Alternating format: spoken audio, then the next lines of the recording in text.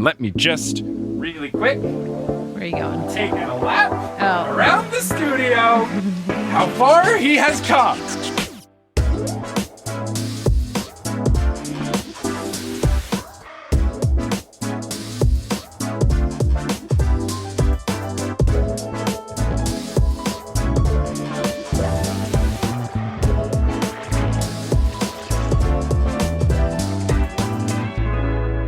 What's good? Thank you so much for tuning in to another episode of The Newest Olympian. My name is Mike Schubert. I'm the titular Newest Olympian. I'm a 30-year-old man who never read the Percy Jackson books as a kid, but I'm reading them now as an adult on a quest to determine if this is a book series that we as a society have been sleeping on. But I'm not on this quest alone. I am joined again for the final book episode of Percy Jackson and the Sea of Monsters by my wife, Kelly Beckman Schubert. Kelly, how's it going? I'm good. And happy Proof Day to everybody. What is Proof Day? Proof is the name of the new album by BTS that just came out yesterday as of recording this on June 11th.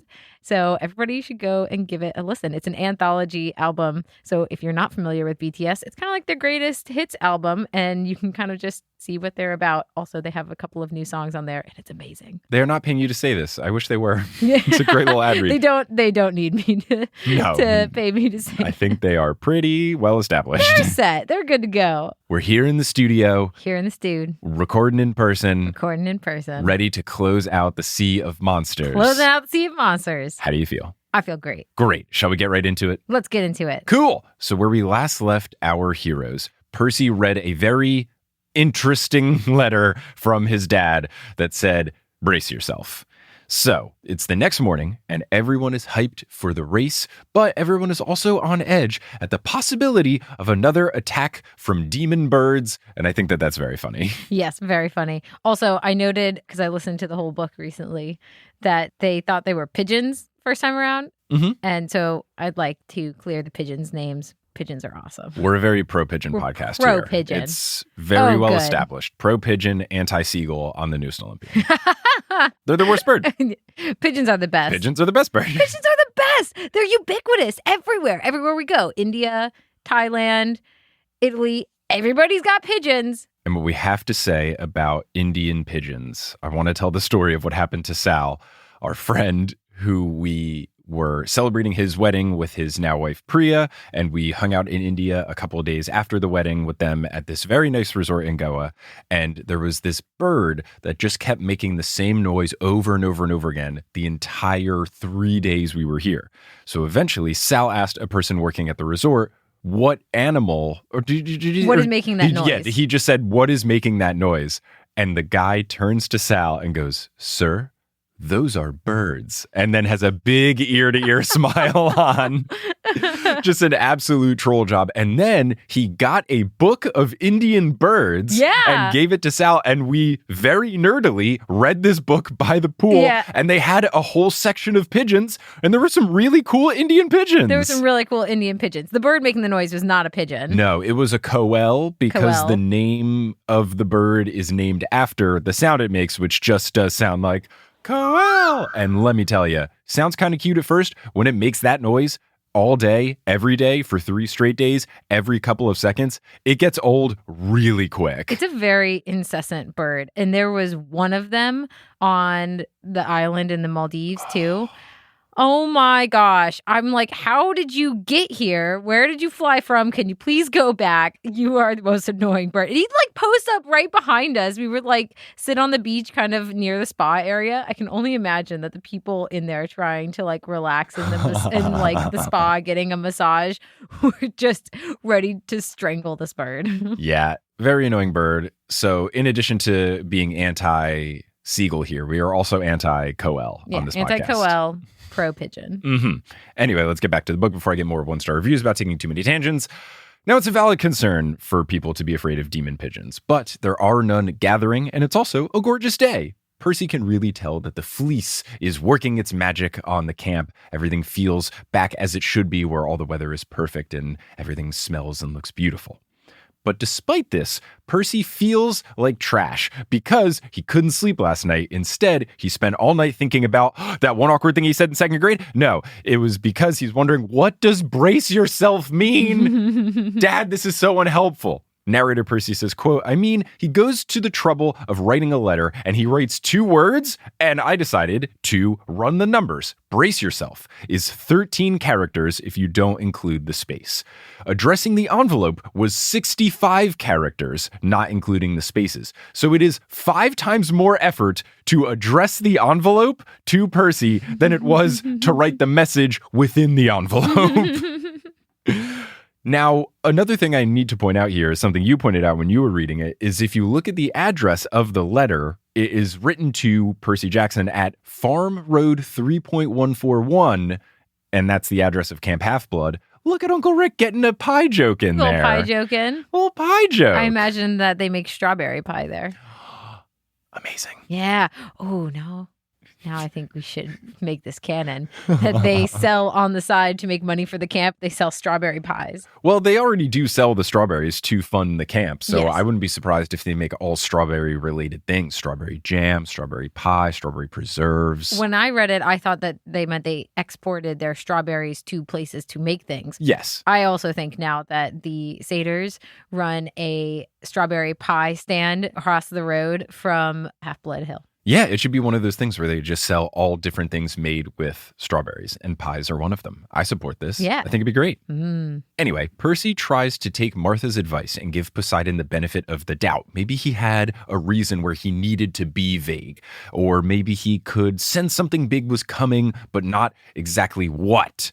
Some sort of disturbance in the force, if you will. What did you think that he was telling him to brace himself for when you read it? I thought something bad was going to happen at the end of the chariot race because it said it ends with an explosion. Oh. So I thought that they were going to have the chariot race and then at the end, Luke and maybe Kronos or something would come in and then there would be like one final standoff at the end. But that is not how this book ends. This chapter ends with a different bang, and then the book ends with a whole nother bang. And I guess that might be what Poseidon was saying brace yourself for, but we will get to that next chapter. So Percy just tries to focus on the race. As he and Annabeth wheel up the chariot, he can't help but admire Tyson's modifications. They've got bronze reinforcements, they've realigned wheels with magical suspension, and they have perfectly balanced rigging for the horses, in addition to 2 javelins with 3 buttons each on the shaft. The first button makes the javelin explode on impact, and then it releases razor wire to shred the opponent's wheels. The second makes it become a blunt but powerful bronze spearhead to knock a driver off of their carriage, and the third makes it into a grappling hook to either lock an enemy chariot or to push it away. And I gotta say, I love Tyson going full Q from James Bond with all the gizmos and gadgets. This is phenomenal. I think they needed more than 2 javelins, though. Yes, right, yeah. They could have used more. Maybe like 10 javelins. I wonder if there's a limit to how many javelins they're allowed to bring. Maybe Like how they many- set a max. I wonder if there's like a limit to the number of weapons you're allowed in the back of your truck. Exactly. I doubt it. We'll get to that in a second. Okay. Percy feels prepped, but Tyson still warns him to be careful. Narrator Percy says, quote, the other chariot teams had plenty of tricks up their togas. Love it. Love the Greek stuff when they do things like this. It's so fun. Plenty of tricks up their bright orange t-shirt sleeves. Now, this next part had me very, very enticed. Tyson hands Percy a watch. It has a white and silver clock face with a black leather strap, and it seems unassuming at first, but then Percy recognizes it as the thing that Tyson has been tinkering with all year. I was very excited. I was thinking it would come back at some point in the very end, and here it is. Now, Percy isn't a big watch guy, which I totally get because he's 13, and his way that he proves this is as the narrator, he says, who cared what time it was? Yeah, when you're 13, you don't have to care about time. Not at all. I don't think I had my first watch until 7th grade, and it was purely just because in 7th grade, getting a fossil watch was cool. I didn't care about knowing what time it was. I guess actually I cared less about time than I did when I was in school. Because like in school, if you set your watch exactly to the bell system, then you know exactly how much time you have like in between classes to go to the bathroom or go to the locker and, you know, chat it up, whatever you're doing. And so I actually did care more about time when I was in like middle to high school than I do now. Now, like my phone can estimate and be off by a minute or two. And I'm like, whatever, I'm 2 minutes late for this meeting. So is everybody else.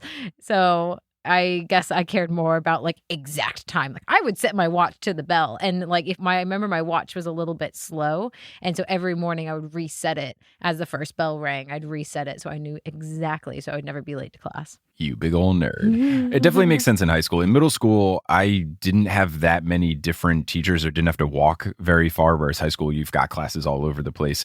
In college, I definitely enjoyed having a watch, mainly because I would be running late to class all of the time, and I longboarded around campus, so it was nice to have a watch so I didn't have to take my phone out of my pocket. Now, I always have my watch set a couple minutes fast so that I don't run late to places. And mainly I use it to know if I need to hustle when I'm trying to catch a ferry or a train or a subway or something. It's basically my, oh crap, I got to make sure I get the public transit that I'm going to get, because if I miss it, I'll be late. It's basically that measure. It's interesting. Now the dreams that I have, like at night when I'm dreaming, if I'm stressed out, my stress dreams are all in high school, me trying to get to class, but not knowing my schedule or not knowing where my classes are. 90% of my dreams, if I know the location I'm in, is in high school, which is very interesting. I never dream about college. I never dream about my house. Sometimes I dream about my house, but most of the time, I'm in high school and I'm late for band, and the band director is going to get really pissed at me, but I have no idea how to get there. Classic. Now, Percy, even though he's not a big watch guy, he can't say no to Tyson, so he accepts the gift. Tyson mumbles that he didn't finish it in time for the trip and apologizes, but Percy says not to worry. Tyson instructs him to hit the button on it if he needs assistance during the race. Narrator Percy says, quote, I didn't see how keeping time was going to help a whole lot, but I was touched that Tyson was concerned. And I was trying to guess here. I wondered what it did. Mm-hmm. By being a watch, I thought maybe it would slow down time and he would go into slow-mo. It's very different, and it makes more sense what it actually does. PJ tries to apologize for being embarrassed by Tyson earlier in the book, which I think is a great instinct. I'm glad he is finally overcoming this and wants to admit it to Tyson. This is a great character arc for Rick to put into the book, but Percy can't quite find the words, which is also incredibly understandable. Mm-hmm. Such an awkward conversation to have with someone that I cannot blame 13-year-old Percy Jackson for not finding the words. But while Percy is stumbling over them, Tyson interjects and says, I know what you will tell me. Poseidon did care for me after all. He sent you to help me. Just what I asked for. And Percy's confused, but Tyson reveals that he asked Poseidon for a friend. And oh my gods, so cute, so sweet. I was listening to this part of the audiobook while I was walking, and I just like stopped, and my heart just, oh my goodness. He's so wonderful. Tyson says that young Cyclops grow up alone on the streets and learn to make things out of scraps and survive. Percy says that that is cruel, and Tyson says it makes them appreciate gifts and to not be greedy like Polyphemus, which I think is really nice. But Tyson continues that monsters still attack, and he was scared. Percy asks if that is the source of the scars on his back that he's been wondering about for the whole book, and Tyson confirms, saying that it was from a Sphinx on 72nd Street who is a big bully. I don't like this. I want to beat this up. Let's go to 72nd Street and beat up this Sphinx.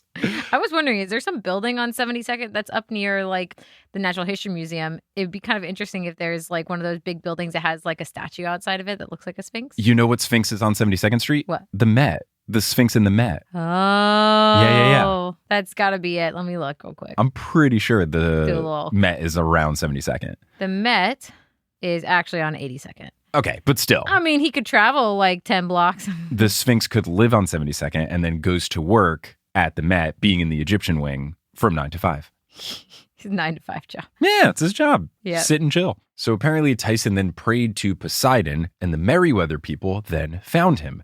Tyson says, met you, biggest blessing ever. Sorry I said Poseidon was mean. He sent me a brother.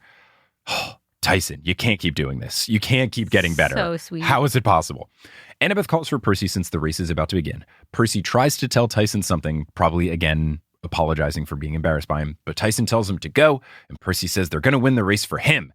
And this is just such great stuff, but the race begins. So the horses are flying, not flying, but they're going incredibly quickly, and Annabeth fends off a net that was shot towards them. The Apollo chariot flanks them and is able to throw a javelin that knocks a spoke off of their right wheel, and it wobbles a bit, but they're still going and they're okay. They then get even with the Apollo captain's chariot, with the Hephaestus one coming up close behind.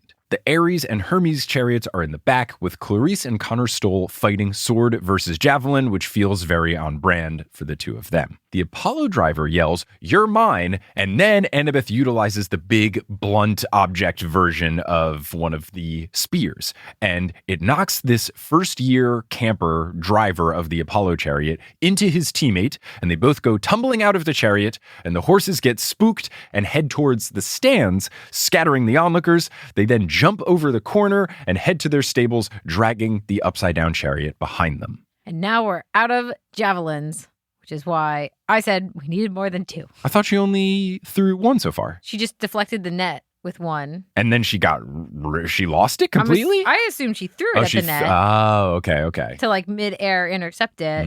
That's what I thought that was. I'm pretty sure we're out of javelins now because she doesn't use another one. Yeah, all right. We'll see. It was a couple days ago that I read this chapter. It was a couple of minutes ago that I read this. But I took notes about it, so if there are more javelins, we'll find them.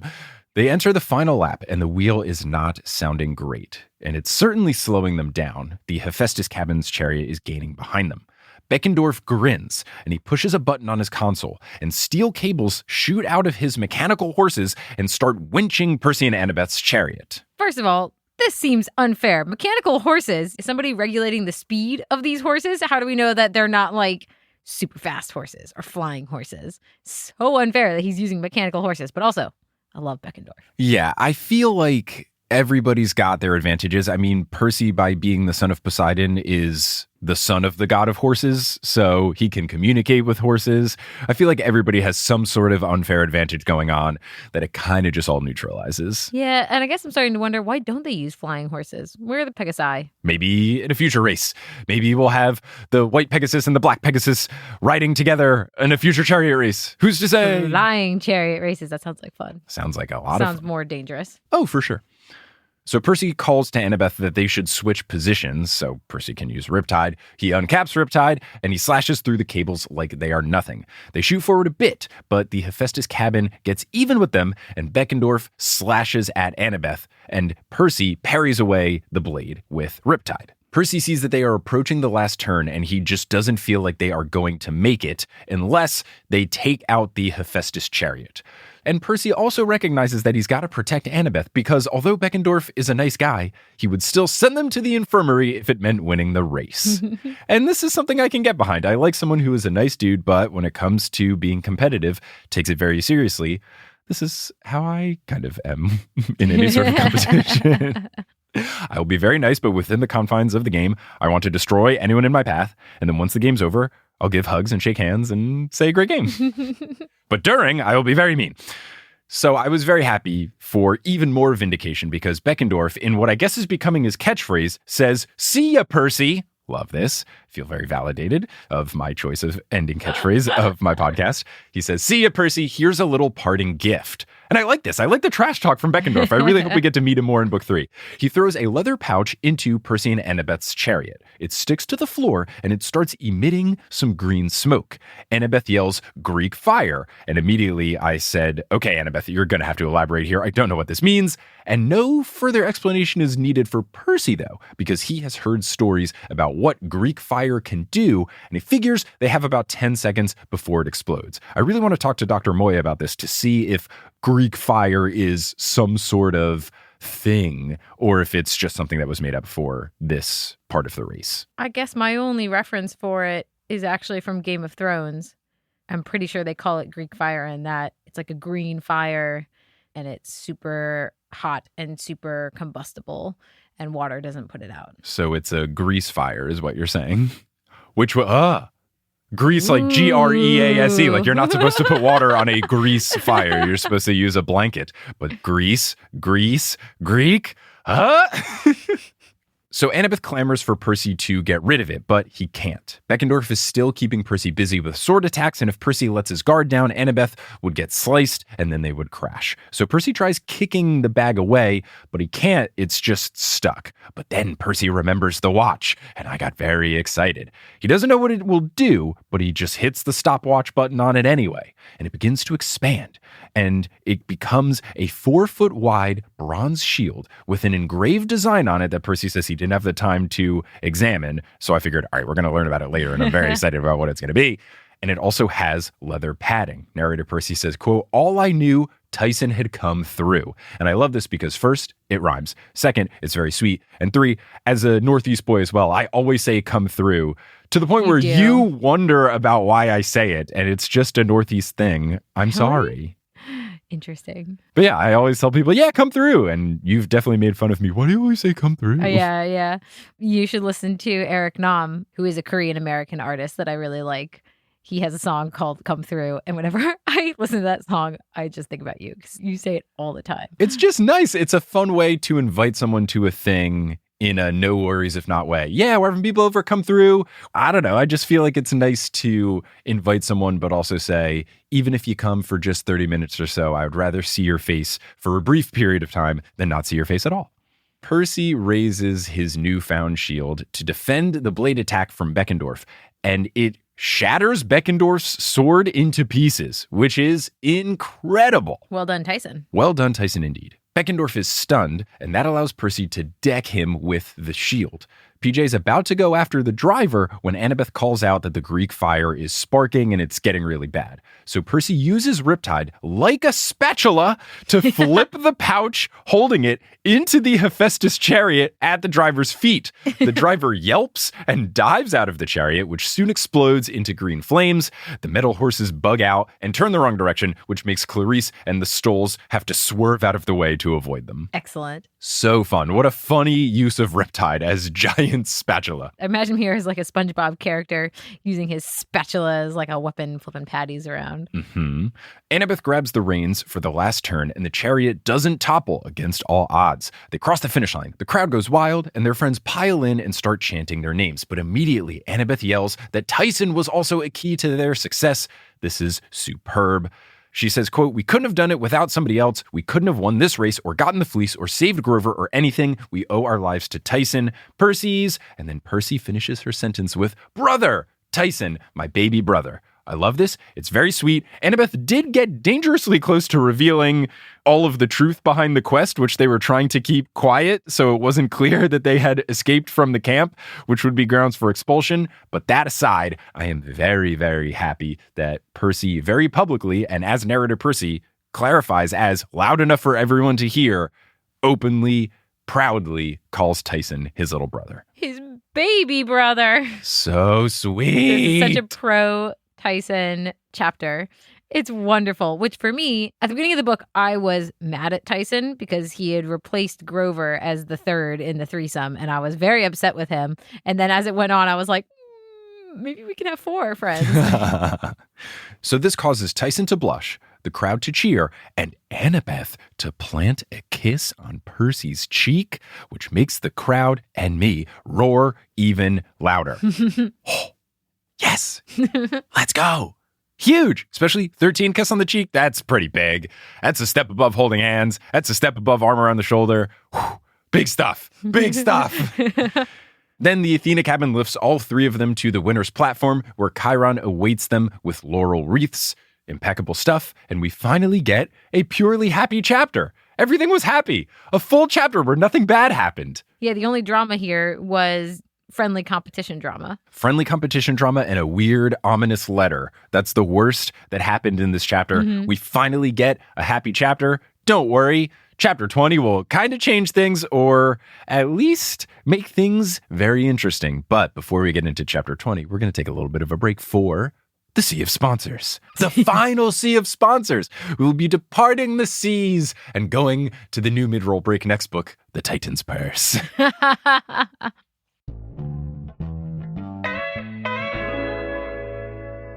Hello and welcome to our final voyage across the sea of sponsors. First, just a quick note. Earlier in the episode, Kelly talked about Eric Nam, and we forgot to share the story of when I was performing a Potterless live show in Nashville, Tennessee. I was at the same venue as Eric Nam. It was this place that had one very big stage and a smaller stage upstairs. I was at the smaller stage upstairs, and Kelly was very excited and was hoping that we would share some sort of green room. That was not the case. She wanted me to linger around to maybe try to find Eric Nam. I don't think that would have worked. He probably has lots of security. He's a very big deal, but it was just funny to be performing at the same place as him. If you listen to the Tennessee Potterless Live Show episode, eventually when it goes on the feed, if you hear slight noises in the background, it's because Eric Nam's music was very loud. So if you hear a familiar bass riff and you know Eric Nam songs and you hear it in the back of the episode, there you are. Hello, fun facts. Let's talk about some updates and such. Just in case you've missed a previous announcement, we are doing the first ever live show for the newest Olympian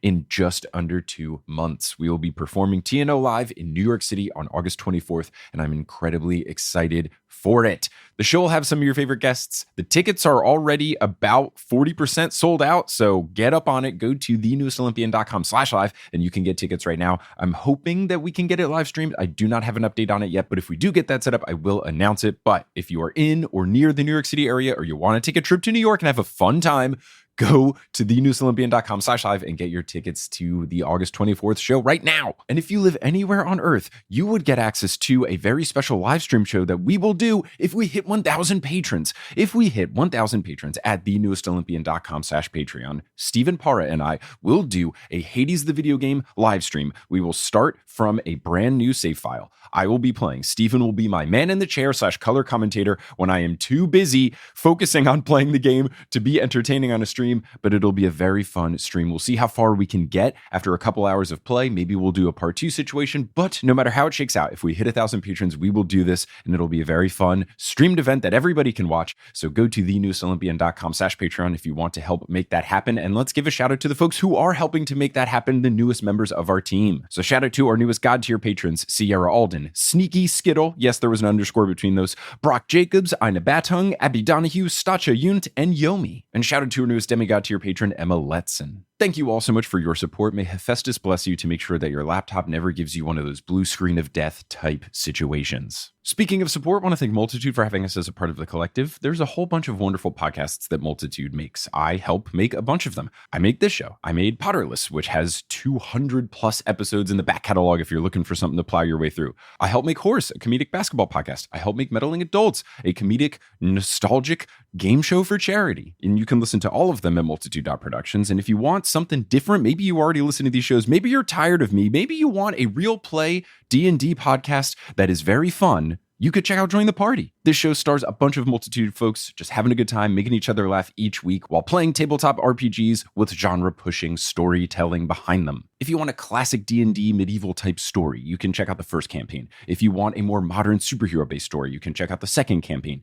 If you want to start from the ground floor on a new campaign, they are starting a new campaign very soon. You can listen to all of this at jointhepartypod.com, or you can search for Join the Party wherever you get your podcasts. And before we wrap up here, you're going to hear words from a few sponsors who make it feasible for me to be a full-time podcaster. Some of these ads will be read by me, others of them won't. The ones that are not read by me are inserted locally, so if you live in Bolivia, don't be surprised if you hear a Bolivian ad. And once those ads are complete, we'll get back to this episode of The Newest Olympian. And we're back for the final chapter of The Sea of Monsters, Chapter 20, The Fleece Works Its Magic Too Well. My guess was, all right, this is where Thalia comes back to life. It's got to happen. But I also wrote in my guess, is this what we're bracing ourselves for? Because I don't feel like anything was really brace-worthy in the last chapter. Narrator Percy starts this off in the worst way possible. That afternoon was one of the happiest I had ever spent at camp, which maybe goes to show you never know when your world is about to be rocked to pieces. I guess we can't have nice things for more than one chapter. No. One max chapter where everything is cool and nice and good. Such is the life of a demigod. That's what happens. Grover says he's going to stick around for the rest of the summer before resuming his quest for Pan. So I was wondering, does this mean Grover is going to leave every year on a quest for Pan? Is this going to be a recurring theme for the remaining 3 books where Grover's gone for most of it and we have some third-person stand-in? Is that Thalia in the next book? I'm intrigued to see. I was also wondering, are we going to get Tyson again in the next book? But we will see what happens to Tyson. And I think where he will be conveniently located for book 3. Apparently, Grover got a 2-month furlough because he didn't die, and he helped save many future satyr lives by letting everyone know, hello, stop going to this place. So they gave him a 2-month vacation where he can just kick it at the camp, and I think that's great. Well done, Grover. Well done, indeed. Well done, G-Man. Well done, G-Man, who becomes G-Man pretty soon. But yeah, a rare, fun instance of a positive furlough as opposed to the more common thing of furlough where you get kind of pretend fired, but not really. I was going to say, I thought furlough was like the step between being an employee and being let go. Right. In this case, if you're a kid, being furloughed is great because you get a couple months vacation. If you're an adult, it's not good because you don't get paid. I don't think Grover's getting paid by the Cloven Elders. Furloughing is bad when money's at stake.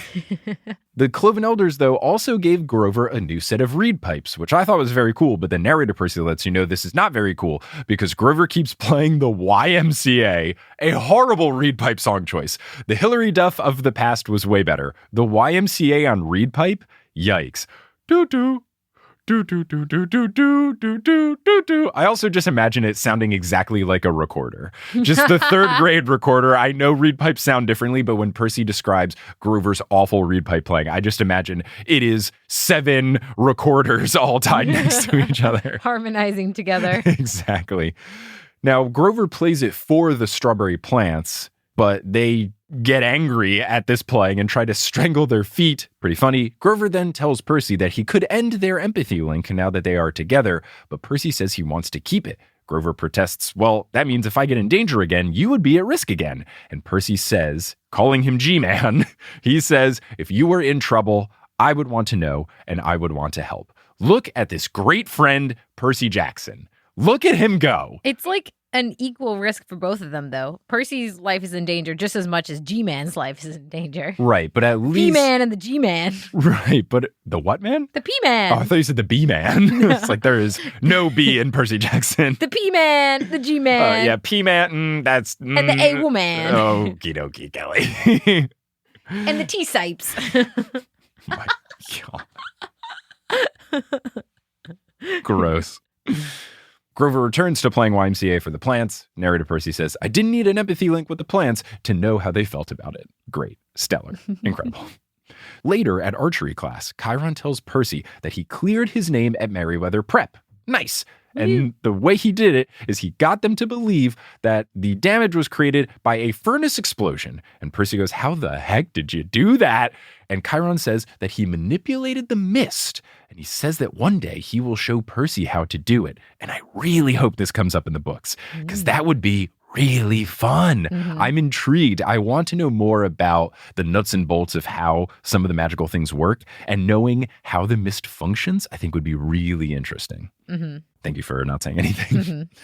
Percy asks, oh, so I can go back next year? And Chiron goes, oh, no, they've expelled you, which was phenomenal. I loved it. But Chiron says that Percy's no longer in any legal trouble, which is good. But the reason he got expelled was the principal didn't like the vibes, basically. Percy's vibes were off. He wasn't groovy or something like that. He wrecked with the groove. Exactly. Chiron then hands Percy a cell phone to talk to Sally. Narrator Percy says, the worst part was the beginning. And every word in here is hyphenated. Percy Jackson, what were you thinking? Do you have any idea how weird I was sneaking off to camp without permission, going on dangerous quests and scaring me half to death? Part. Got that in my first take. Pretty proud of myself. Well done. Classic mom move there because she immediately pauses and then says that she's glad he's safe. Love it. Sally is so good. Love it. Percy promises not to scare her again. And then she says, don't promise me that because you cannot keep that. Things are only going to get worse. And Percy basically just has to say, touche. Per se. PJ says he can come home if she wants, but Sally says, no, you should stay at camp and train. It's where you are best suited to be right now. And then you can do the next school year at home. Percy doesn't think that any school is going to take him, but Sally says that they'll figure something out. They'll find some school that don't know who they are yet. Love this. It's so great. This final chapter was so good. It was just banger after banger of little subsection. I felt like it was less narrative. It was more of this happened, then this happened, then this happened, but I was okay with it because every part was so funny. You gotta tie up all the loose ends. Exactly. Now, the campers start treating Tyson like a hero, which is great, and just as Percy is excited to have him as a cabin mate forever, Tyson announces that he had a dream last night sent to him from Poseidon, saying that he wants Tyson to visit and to go underwater for the rest of the summer to work in the Cyclops forges for an internship.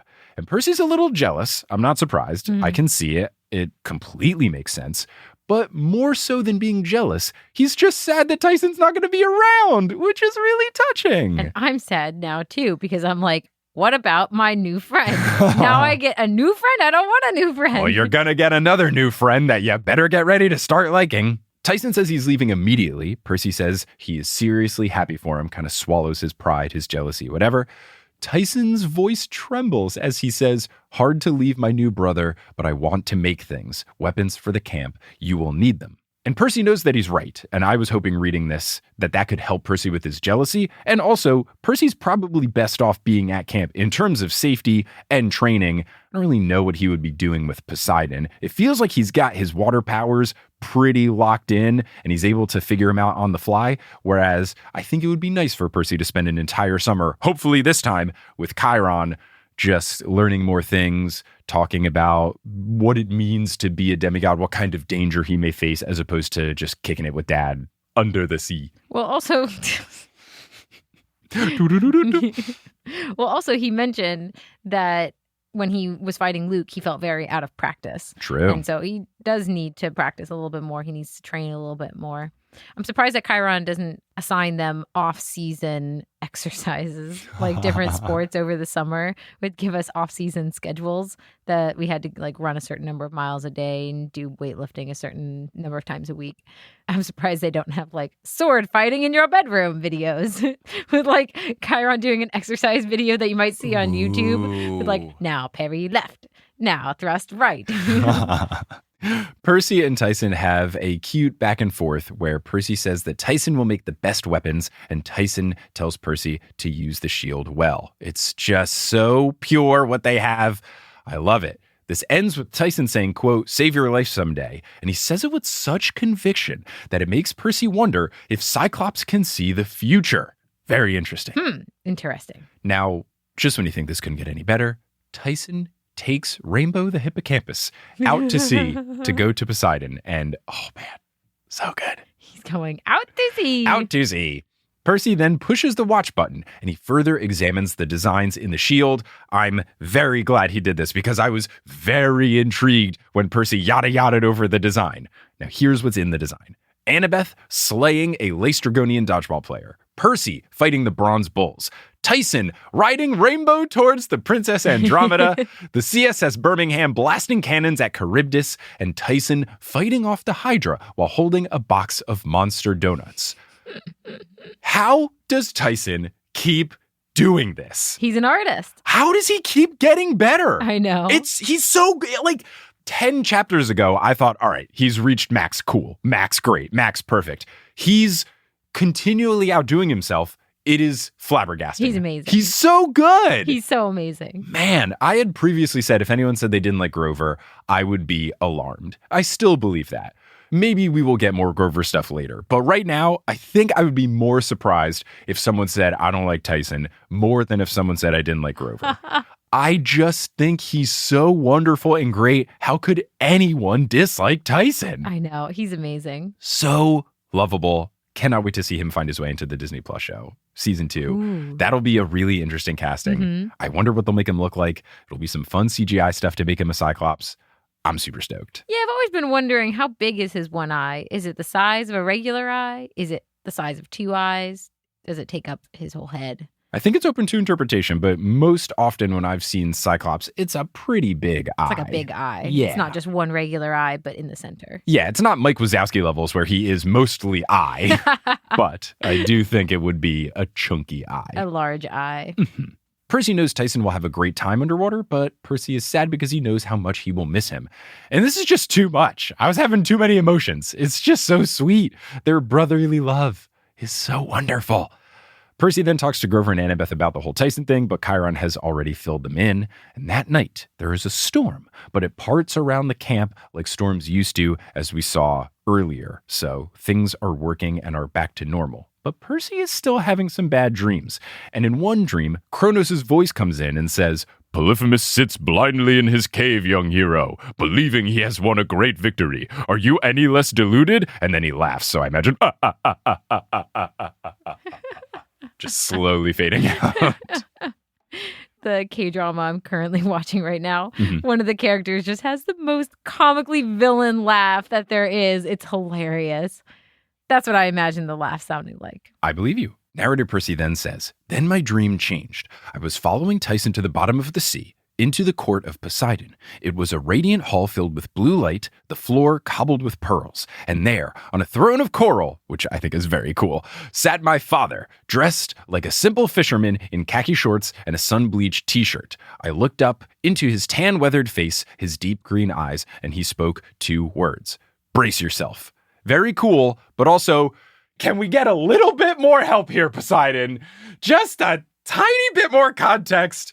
You're sounding like a broken record." Re-brace yourself. Really brace yourself. Now, Grover busts in because no one can ever let Percy sleep when it's plot relevant, and he says something is wrong with Annabeth on Half-Blood Hill. So apparently she had been on Fleece protection duty and something has gone wrong. Grover can't really bring himself to say exactly what's up. He's very out of breath and he's very startled, but he lets Percy know that Annabeth is just lying there. Or at least he says she's just lying there. And at first you think it's Annabeth, but we'll see what's up.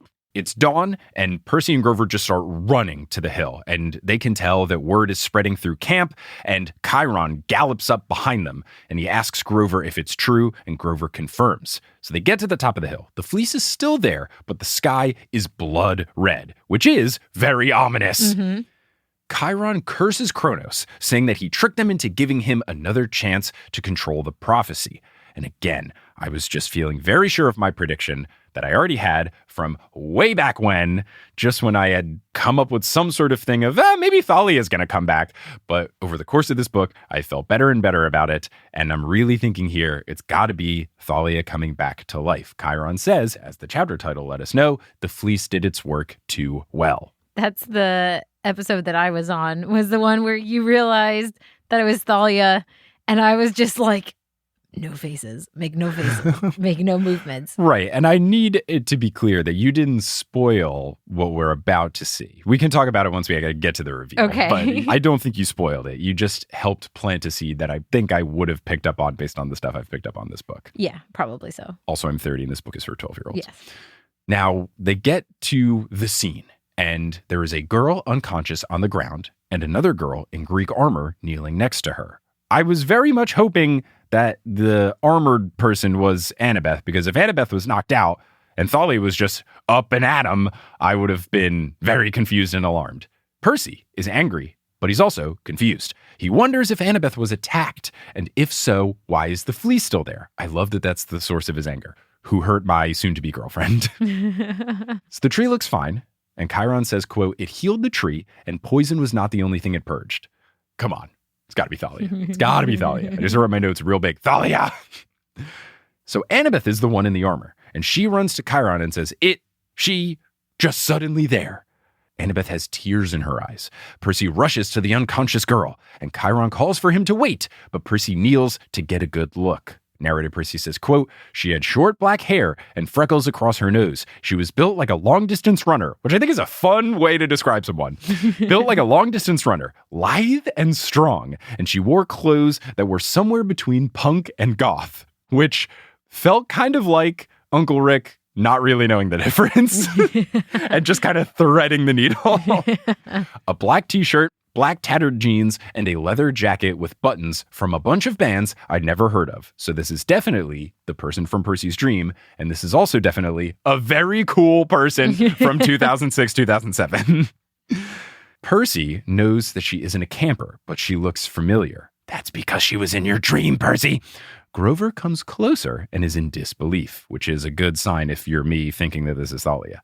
Percy can tell that she's a half-blood, and he says that she needs nectar and ambrosia. PJ doesn't get why everybody is so scared. He gets her into a seated position resting against him, and he yells, "Come on! What's wrong with you people? Let's get her to the big house!" no one moves because they are too stunned. And then she takes a breath. She coughs and she opens her eyes. Thank you for making it have noise. Narrator Percy says her irises were startlingly blue, electric blue. And I think this is the second mention of electric blue, which I think is now becoming the official color. And if anyone asks me what color the TNO logo is, because I don't really know what it is, because it's like kind of tealish green, which I've never really known what it is, I'm just going to start calling it electric blue. Does that feel right for the logo? I'm colorblind. Everything's a mystery to me. Electric blue to me is a brighter blue. Yours is more of like a sea blue. I mean, that is what I was going for. Yes. Electric blue to me is like that blue right there. Oh, the blue that everybody can see. What do I describe? Like sky blue, but brighter. Gotcha. High saturation, light blue. High saturation cyan, but a little bit, not quite cyan, more... Cerulean. No, like cyan, but add some white to it, and then up the saturation and brightness. Okay, you can tweet out a hex code that everybody can the find. Official electric blue. This is what Kelly thinks electric blue is. I imagine a million paint companies have electric blue in their line of paints. Yeah, but they all probably look different. So this girl now looks at Percy and begins to ask who he is. And he says, I'm Percy, you're safe now. And she said she had Hi, safe now. Nice to meet you. Very good. I don't think it really works if you're saying you're safe now, though. She would have to say, I'm safe now. Unless Percy dad joked to the next level where he said, I'm Percy, you're safe now. Nice to meet you, safe now. I'm Percy. Just really forcing the issue. She says that she had the strangest dream that she was dying. Percy asks her name, but then it hits him even before she answers. Narrator Percy then ends this chapter and the book with the following.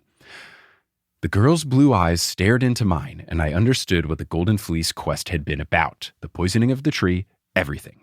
Cronus had done it to bring another chess piece into play. Love the shout out to chess here. Another chance to control the prophecy. Even Chiron, Annabeth, and Grover, who should have been celebrating this moment, were too shocked, thinking about what it might mean for the future. And I was holding someone who was destined to be my best friend, or possibly my worst enemy. And then the girl says, I am Thalia, daughter of Zeus. And let me just really quick. Where are you going? Taking a lap around the studio. How far he has come from getting the Ludo Bagman thing so laughably wrong that one full book in advance, I called this Let's Go, baby! Look at this 30-year-old man predicting a children's book plot point. Woo!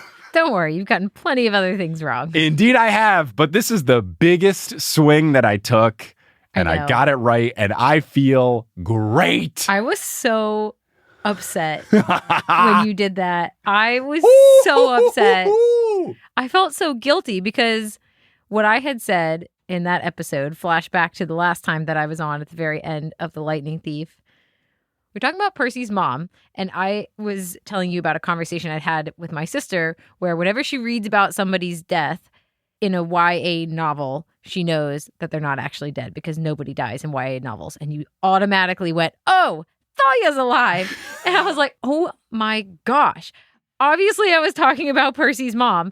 And also that rule in YA novels, nobody being dead, really only applies to the people that you've met, you know, and you love. Harry's parents start off dead and they don't magically come back to life. It's for the characters that you know and love. Obviously, that rule is broken, but I was so upset and I felt so guilty. I felt like I had given something away, but I couldn't do anything with my face. And it's been like a year now that I've been carrying around this weight. It's not been a year. The podcast has not even been out for a year. It feels longer with this weight I've been carrying around, feeling like I ruined something. Oh, man. So let me make it perfectly clear that you did not ruin it, because I went into that recording in my notes thinking it was weird how often they talked about the tree and called it Thalia's tree explicitly and not the tree of Camp Half-Blood or whatever. I remember thinking it was kind of strange that they brought up the tree a lot and it was always Thalia's tree. I know. I was just so surprised that you made that leap and so upset that I had I had brought up the thing in a completely different context. And then you were like, oh, yes, let me jump over here real quick. Right. You definitely helped spark the thought, but I feel like I would have arrived at that guess eventually, just maybe not as early as I did, but it became pretty clear over the course of this book, and especially the similarities between what I've seen with prophecies in Harry Potter. You basically have the same thing going on between Harry and Neville, and they've talked a lot about the prophecy, and they even mentioned that like it could be Thalia, but she's gone, and she's the Dree now, and the Dree got poisoned. Like there was so much that I feel like I would have picked up on it. I don't think this was necessarily the hardest thing for me to guess over the course of reading the second book, but I do think it's very cool that I predicted it at the end of book one. I think that is the bigger accomplishment than getting the guess right, because I feel like it was pretty heavy-handed throughout this book, but just the fact that I Babe Ruth pointed to center field and called my shot that early makes me feel very cool. I agree. I do think that this is one of the reveals that you can predict early on. Yeah, did you see it coming when you read the book? Yeah. Okay. At what point did it become clear to you? Probably at some point in like the first third of this book, around the time when you started feeling more sure about your guess that you had made. That's one of the things I like about this series and with the sequel series as well, is there's a lot of things that as an adult you can kind of, you know where the story is going, but it doesn't make it any less fun to read. Then Uncle Rick pops in with all these things that you're like, wait a second, that's totally new and out of left field, and I love it. So don't worry, there's plenty more to come to surprise you. But yeah, this is one of the ones that I feel like we were supposed to kind of start putting the pieces together. Yeah, I think they definitely planted the seed and gave you hints throughout. And it's certainly one of those things where if you reread the second book after knowing it, you could see all the different times that it was very clear. But yeah, I'm not going to lie. I feel pretty cool. Yeah. I feel pretty good. I guess having a career now of reading YA books and kind of being able to see the themes and trends and stuff kind of helped it out. And also that I'm 30 years old. One of the really cool things about rereading this book right now, where I am, is between 4 and 5 of the sequel series. And so I took a little break to come back and reread this so I knew where we were in the podcast too. And rereading Sea of Monsters, there's actually like a lot of stuff that comes up later in this series, but also comes up later in the sequel series. And so it's kind of really awesome rereading it. But I'm really glad to get back to the Blood of Olympus now, and now just like close this again for a little while, go back to where I actually am, because there's so much that is about to happen. Yeah, I don't know exactly what's going on in the sequel series, but I do know that you were brought to tears multiple times towards the end of book 4. So I am just intrigued. You basically had a breakdown on the airplane. I finished book 4 on the plane and just sobbing because I can't even. No, you can't say anything. I don't know if they were happy tears. I don't know if they were sad tears. I just know that there were lots of tears, and I'm very excited to get to that book in 7 years. But that is the end of the chapter and the book and this episode of The Newest Olympian. Kelly, thank you so much for coming on. It's been very fun to do these final chapters with you. We'll have you back for the final chapters of The Titan's Curse. Thank you so much. If people want to find you doing stuff in the meantime, where can they find you? Well, as I mentioned on the last episode, I love you all. And if you have asked to follow me on Instagram, I'm very sorry, but I keep my Instagram private for friends and family because I post pictures of my niece, my nephew, kids that I know at church, and it just feels disingenuous to make that a very public Instagram. So if you would like to follow me, my Twitter is completely public. That's Vote For Me, Kelly B. Or you can follow either at Magic Shop Patches on Instagram or at Magic Shop Patch on Twitter. Now be warned, those are mainly BTS content for my BTS-inspired iron-on patch shop that I have. So be warned. But also feel free to follow. And feel free to buy some stuff. There's cool patches, there's keychains, there's stickers. The designs are very cool, and I think that they are very awesome. Even if you don't understand some of the BTS references they make and you just want a cool iron-on patch or sticker to put on something, you can go and check out Magic Shop Patches on Etsy or Kelly's social media.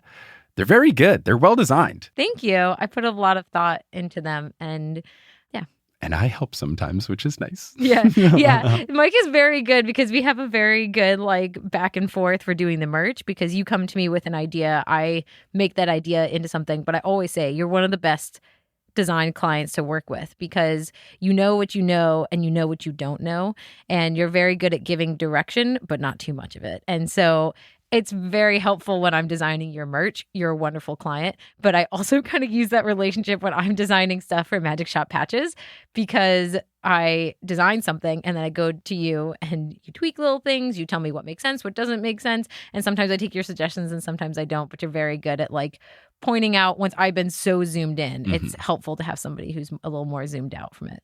Well, I'm glad that I can help. I'm glad we can help each other with our creative endeavors. But Kelly, thank you so much for joining. Listeners, thank you for listening. The next episode we're doing is a Dr. Moya mythology recap of book 2 episode, which will be very fun. And then I think we're just going to go straight from that into book 3. I don't think we're going to do any other interstitial stuff. Just didn't feel like there was enough to dedicate a whole episode to beyond the mythology in book 2. So we'll just kind of hit the ground running with book 3 once we do a little mythology check-in with Dr. Moya. And then we're getting on to Titan's Curse. I'm super stoked. I love the mythology episodes, and I'm very excited for Titan's Curse because that's one of the ones that I breezed through so fast. Like we were on a train for like a 4-hour trip there and a 4-hour trip back, and I finished the whole thing during that amount of time.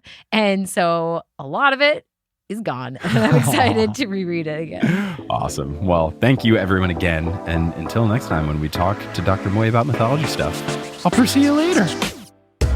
Hey, thanks so much for listening to this episode of The Newest Olympian. This podcast is created, hosted, and produced by me, Mike Schubert. I also run the social media and the website. Our editor is Sherry Guo. The music is by Bettina Campamanes and Brandon Grugel, and the art is by Jessica E. Boyd. If you love the show, you cannot get enough of the show, you need some more, you can go to thenewestolympian.com/Patreon, and you can get access to more bonus episodes, monthly live streams, the Discord, so much fun stuff, all at thenewestolympian.com/Patreon. And speaking of the Patreon, I want to give a shout out to our producer level patrons: Lotta Bartova, Kelsey Gillespie, The Damn Steve Nuggets, Emma Cooey, Vicky Garcia, Ellie Houskovchova, Veronica Bartova, Haley Hastings, Robin Garcia, Frida Vikstrom, Megan Moon, Tough Bayfong, Moo Productions, Don't Call Me Nymphadora, Olivia Y, Craig McRoberts, Taylor Payne, Giselle Salvador, Minka Dreesen, Can't I Seaweed Brain, Matt Barger, Peter Johnson the Twin, Sabrina Balsiger, Bony Pony, Getting Stoned with Smelly Gabe, Heather McMillan, Casey Canales, Polly Burridge, Nikki Harris, Tatiana Schmidt, Sandra Rose, Bridget Lowry, Josh Sayer, Percy Blue, Josh Wilkie, Abby Ryan, Shannon Ivanez Aguilar, Wise Girl, Alpacas Are Hope, Milo TZ, Roxas 1912, Rafaela, Ashton Gabrielson, Cara Marin, Colby, Marco Redhouse, Falcon, Joey James, Christopher William Boucher, Justin Lux, Caden Max, Sam Ruby, Carly Allen, Riley Kiedis, Mary Kelly, Audra McKenzie, Mrs. O'Leary, Marina Foose, Aaron Wood, Tyler Hendricks, Molly Snyder, Rodith Kalna, and Milo Kim. Now, if you want to support the show, but in a non-monetary way, first you could follow us on social media. We're at Newest Olympian on Twitter, Instagram, and Facebook. We also have a subreddit, reddit.com/r/thenewest-olympian. And then you could talk about us on social media. That really helps. Word of mouth is really huge. Or you could leave a rating and review on whatever podcast app you're using. So Apple Podcasts or Spotify let you rate. If you want to rate us, leave a nice review. That's really nice. But honestly, the biggest thing, word of mouth. If you think of someone that would love the show, reach out to them directly and say, hey, there's this podcast, there's this guy, he's reading the Percy Jackson books for the very first time. I think you're going to like it. Here's a link to it. That is huge. All of these things help, and I'm appreciative to all of you who have done it or who will do it in the future. But I'm just so thankful that you listened to this episode, and hope you tune into our next episode, which is the Book 2 Myth Recap with Dr. Moya McTeer. It's going to be a blast. You're really going to enjoy it, and you'll learn a whole lot. But until then, I will pursue you later.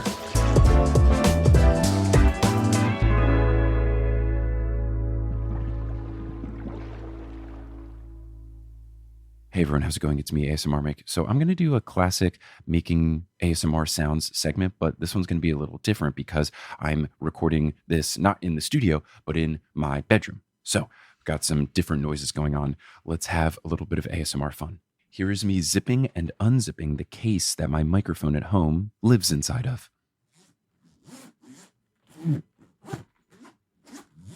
I will now jingle the zippers. Here is me taking a sip out of the water bottle that I use. It's like a little sippy cup type lid. Now here is me taking a money gun that I had from the Potterless store and shooting it in the direction of the microphone. Hopefully you could hear the falling of fake $100 bills, and hopefully this was enjoyable for you. Thank you so much for listening.